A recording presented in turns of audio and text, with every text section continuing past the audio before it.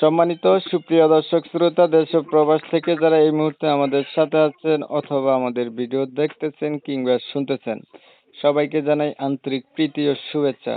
বন্ধুরা, আমি কথা বলছিলাম সুইট সুন্দরী একটি আপুর সাথে, প্রতিবেদন করবে, অডিও কলে সংযুক্ত হয়েছে আমার সাথে। কেন সে প্রতিবেদন করলো বিস্তারিত ভিডিওতে থাকবে। একটা রিকোয়েস্ট রইল, সম্পূর্ণ ভিডিওটা আপনারা দেখবেন। আসসালামু আলাইকুম। ওয়ালাইকুম আসসালাম। আসসালামু আলাইকুম। ওয়ালাইকুম আসসালাম। ভালো আছেন? জি ভালো আছি, আপনি ভালো আছেন? এই তো আলহামদুলিল্লাহ ভালো। তো আপু, আপনি প্রতিবেদনে কেন আসলেন? জি আমি প্রতিবেদন আসছি একটা মনের মানুষ পাওয়ার জন্য, বিয়ে বসার জন্য। তো মনের মানুষ পাইলে বিয়ে বসবেন, এর জন্য আপনি প্রতিবেদনে আসছেন। বুঝতে পারলাম। আপনার মনের মানুষ নাই, আগে বিয়ে হয় নাই? না, আমার আগে বিয়ে হয় নাই। বিয়ে করতে হলে তো যৌতুক লাগে, কিন্তু আমাদের তো এত সামর্থ্য নাই যে যৌতুক দিয়ে বিয়ে করব। তাই এমন একটা মানুষ চাই যে আমার যৌতুক ছাড়া বিয়ে করবে। আমি গরিব মানুষ, এটা জানা সত্ত্বেও যে আমার বিয়ে করতে চাইবে। আপনাদের এলাকায় কেউ এসে আপনার বিয়ে করে না?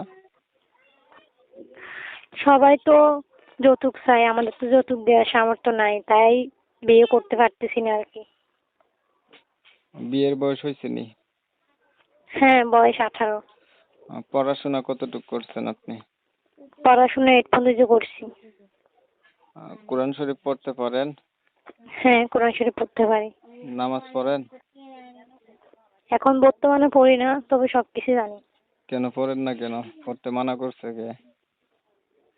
কে মানা করবে? পড়েন না কেন? এমনি কাজে কামে থাকি, তাই আর কি। কি কাজ কাম করেন? এই বাসা বাড়ি কাজ করে খাই আর কি, কোনো রকম। কয়টা থেকে কয়টা পর্যন্ত কাজ করেন? সকাল 8টা থেকে বিকাল 4টা অবধি। সকাল 8টা থেকে, তাহলে তো আপনি চাইলে ফজর নামাজ পড়তে পারেন। এরপর জোহরের নামাজ, আচ্ছা বুঝলাম, কাজা করেন। আসরের বাদ মাগরিব পড়তে পারেন, তাই না? এসাও পড়তে পারেন। আর চাইলে বাকি 2 ওয়াক্তও পড়তে পারেন, যদি পড়ার ইচ্ছা থাকে। নামাজের কোনো অজুহাত নাই।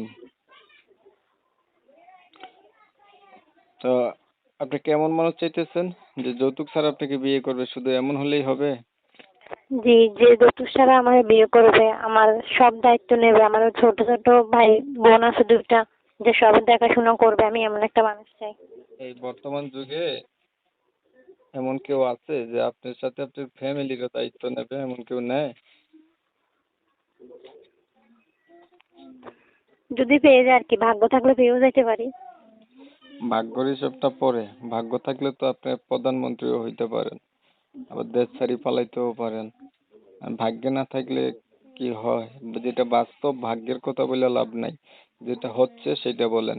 হ্যাঁ, আপনি বড় জোরে আপনার বিয়ে হচ্ছে না, আপনি এমন একটা মানুষ চাইতে পারেন যে আপনাকে বিয়ে করবে। বিয়ের পরে আপনার দায়িত্ব তো সে নেবেই, এটা স্বাভাবিক। এখন বিয়ে বসাটা কি আসলেও জরুরি বাধ্যতামূলক? বিয়ের জন্য আসছেন না অন্য কোনো উদ্দেশ্য আছে? অন্য কোনো উদ্দেশ্য নয়, আমি বিয়ে বসার জন্য আসছি, একটা ভালো মনের মানুষ পাওয়ার জন্য আসছি। আগে কতবার প্রতিবেদন করছিলেন? সত্য কথা বলবেন। আগে একবারও করিনি, এবারে প্রথম করতেছি। আচ্ছা, তো ধরেন একটা মানুষ আপনার কথা মানলো, দায়িত্ব নিল, মানুষের বয়স বেশি হলো, দেখতে কালো হলো, অথবা আগে বিয়ে করছে, বউ আছে, এমন হইলো, খাওয়াতে পারলে আমার কোনো সমস্যা নাই। কেন আপনার না বিয়ে হয় নাই? তাহলে বিয়াতি মানুষের কাছে বিয়া কেন বইবেন? মানুষই যেমনই হোক না কেন, মানুষটার মন সুন্দর হলে সবকিছুই সুন্দর হয়, শুধু চেহারা সুন্দর লাগে না। না, তার চেহারা সুন্দর না, যদি বিয়াতি মানুষ হয়? বুঝিনি। যদি আগে বিয়ে করছে এমন হইলে?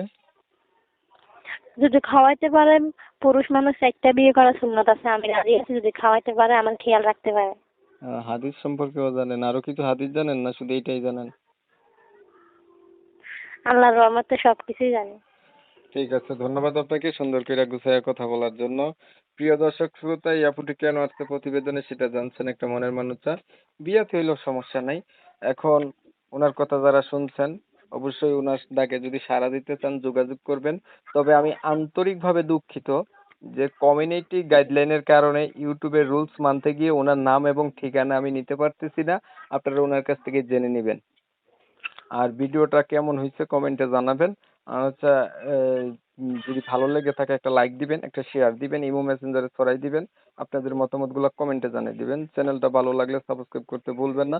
অনেক সময় নিয়ে ধৈর্য ধরে কষ্ট কইরা আপনাদের মূল্যবান সময় নষ্ট করে আমার সাথে ছিলেন অথবা এমএসকে চ্যানেলের ভিডিও দেখছেন, এর জন্য সবাইকে জানাই এমএসকে টিভির পক্ষ থেকে অসংখ্য ধন্যবাদ। সবাই ভালো থাকবেন, সুস্থ থাকবেন। আল্লাহ হাফেজ।